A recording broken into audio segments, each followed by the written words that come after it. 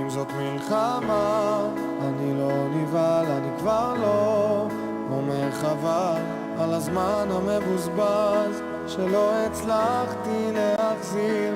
כבר נגעתי, השתגעתי ושילמתי את המחיר.